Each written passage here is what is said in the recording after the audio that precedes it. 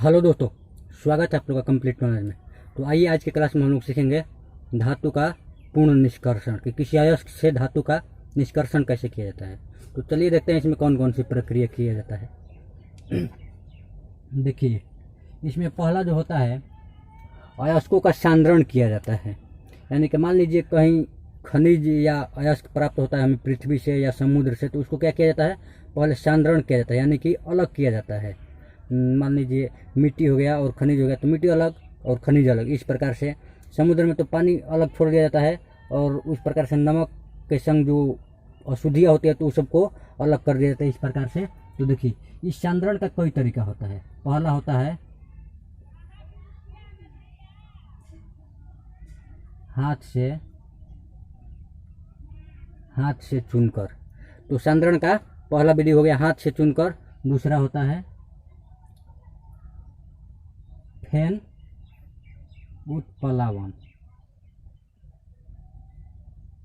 उत्प्लावन, हाथ से चुनकर। और इस प्रकार से गुरुत्वीय पृथक्करण और होता है। 3-4 प्रक्रिया होती है अयस्कों का सांद्रण का।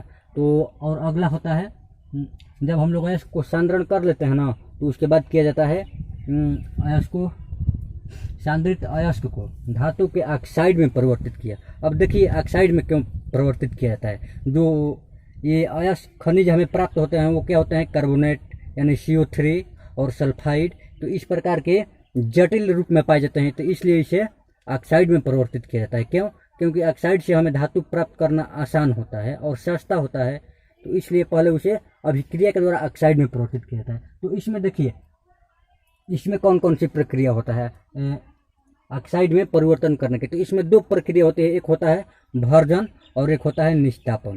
तो इसमें एक भर्जन और दूसरा हो गया निष्तापन। तो इसमें 2 प्रक्रिया होते हैं जिससे कि धातु ऑक्साइड में परिवर्तित हो जाती है। तो ये क्रिया होती है, और उसके बाद ऑक्साइड में परिवर्तित होने के बाद हम लोग क्या करते हैं, ऑक्साइड से धातु का निष्कर्षण। जब ऑक्साइड में परिवर्तित कर लेते हैं तो उससे हम लोग धातु प्राप्त करते हैं। और धातु प्राप्त हम लोग कैसे करते हैं, तो इसका अवकरण करते हैं। जो ऑक्साइड हमें प्राप्त होता है ना, तो उसका अवकरण करते हैं। और अवकरण भी कई प्रकार से किया जाता है। देखिए, एक होता है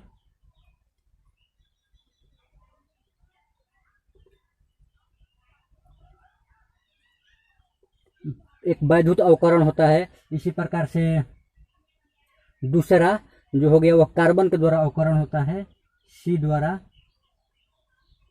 अवकरण। तो विभिन्न प्रकार के अयस्कों के लिए विभिन्न प्रकार की क्रिया किया जाता है। तो यह होता है, और अंत में एक होता है। तो ये सब 3 प्रक्रिया हमने लिख दिया यहाँ पे। और देखिए, चौथा यहाँ पे लिख रहा हूँ। चौथा होता है अंत में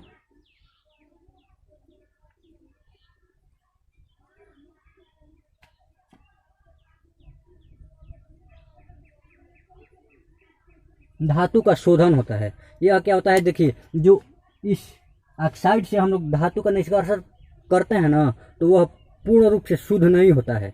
उसके बाद उसे क्या किया जाता है, शुद्ध किया जाता है। जो कि देखते हैं शुद्ध धातु हमें मार्केट में मिलता है, जो टिन मिलता है, लोहा मिलता है, ये सभी हमें लगता है लगभग शुद्ध धातु होते हैं, जो कंपनी में विभिन्न प्रकार की क्रियाओं से बनाया जाता है। तो इस प्रकार से धातु का शोधन किया जाता है और हमें धातु प्राप्त हो जाता है। तो चलिए, एक किसी अयस्क को हम लोग लेते हैं और इस सभी प्रक्रियाओं को हम लोग देखते हैं उसमें कैसे कैसे किया जाता है। तो देखिए, यहाँ पे हमने एक धातु का अयस्क लिया है। ये विभिन्न प्रकार के उसका अयस्क है। ये जिंक का अयस्क है, तो इसे बोलते हैं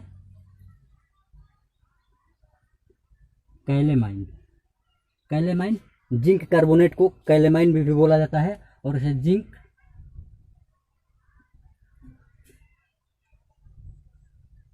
इसे जिंक ब्लेड या जिंक सल्फाइड बोला जाता है। और इसे जिंकाइट। ये 3 अयस्क हैं जस्ता का, इनसे धातु प्राप्त किया जाता है। तो इसमें से किसी एक को देखिए, मैंने पहला को हम पकड़ लिया।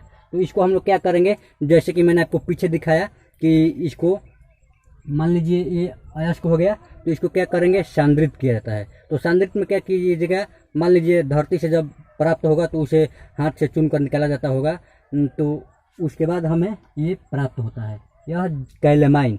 तो कैलेमाइन को हम लोग क्या करेंगे, पहले उसे धातु के ऑक्साइड में परिवर्तित करेंगे। तो देखिए इसमें कौन सी प्रक्रिया, तो ऑक्साइड में परिवर्तन करने के लिए क्या करते हैं हम लोग, दो प्रक्रिया, एक निस्तापन और एक होता है भर्जन, जो कि हमने पीछे पढ़ा। और देखिए इस प्रक्रिया में क्या होता है, यदि आप लोग डिटेल में पढ़ना चाहते हैं तो नीचे कमेंट कीजिएगा, सबको बारी बारी से डिटेल में बताया जाएगा। और यहाँ पे केवल इन लोग को एक धातु के द्वारा समझाया जा रहा है आपको। तो देखिए निस्तापन क्या किया जाता है, तो पहले मैंने पकड़ा एक धातु को, इसको मान लीजिए कैलेमाइन को लिया ZnCO3, और इसको निस्तापन किया जाता है, यानी कि वायु की अनुपस्थिति में गर्म किया जाता है या वायु की उपस्थिति में। तो निस्तापन में होता है वायु की अनुपस्थिति में गर्म किया जाता है, तो यह बनता है ZnO।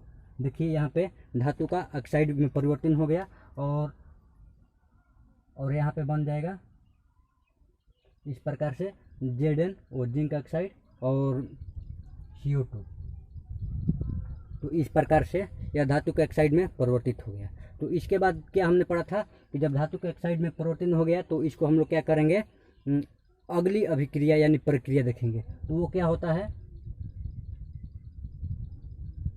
वो क्या होगा कि इसके बाद हम लोग, पहला हो गया अयस्कों के सांद्रण के बाद अयस्क को धातु के ऑक्साइड के रूप में परिवर्तन करना, और ऑक्साइड से हम लोग क्या करते हैं, धातु को प्राप्त करते हैं। तो किस प्रक्रिया द्वारा, अवकरण विधि द्वारा। तो अवकरण में एल्युमिनियम द्वारा, कार्बन द्वारा और वैद्युत द्वारा अवकरण किया जाता है। तो इसको हम लोग क्या करेंगे, कार्बन के द्वारा, यानी कि चारकोल के साथ गर्म किया जाता है, कार्बन द्वारा अवकरण। तो इसको हम लोग, धातु का ऑक्साइड यह है तो इसे हमने प्राप्त किया, जिंक ऑक्साइड और कार्बन इसके साथ अभिक्रिया करता है और हमें धातु प्राप्त होता है।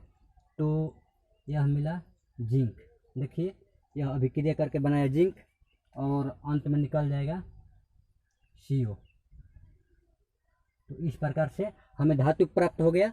और जब धातु प्राप्त होता है तो इसे क्या किया जाता है, यह क्योंकि यह शुद्ध धातु नहीं होता है, तो इसे हम लोग शुद्ध धातु प्राप्त करने के लिए विभिन्न अभिक्रिया करते हैं, जैसे कि वैद्युत अपघटन। इसमें हम लोग इस जो धातु प्राप्त हुआ इसे शुद्धिकरण करेंगे, धातुओं का शोधन।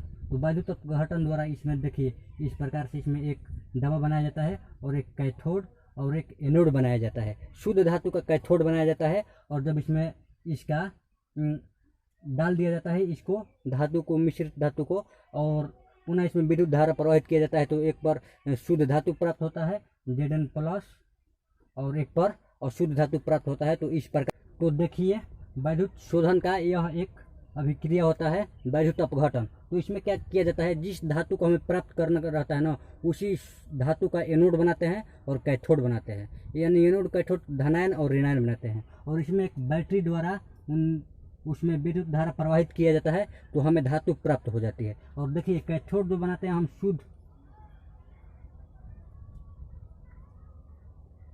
शुद्ध धातु का, और एनोड बनाते हैं अशुद्ध धातु का। और इसे बनाकर, और इसमें पूरे बिलियन में विद्युत धारा और एक यहाँ पे बैटरी जोड़ देते हैं, और इससे विद्युत धारा प्रवाहित किया जाता है। जब विद्युत धारा प्रवाहित किया जाता है तो देखिएगा कि हमें इस पर, एक पर शुद्ध धातु प्राप्त हो जाएगा और एक पर अशुद्ध धातु चला जाता है, और इस प्रकार से हम लोग धातु को अलग कर लेते हैं। तो इन सभी प्रक्रियाओं को एक पेज पर आप लोग नोट कर लीजिएगा और अभिक्रिया लिख लीजिएगा, तो इस प्रकार से धातु प्राप्त हो जाता है।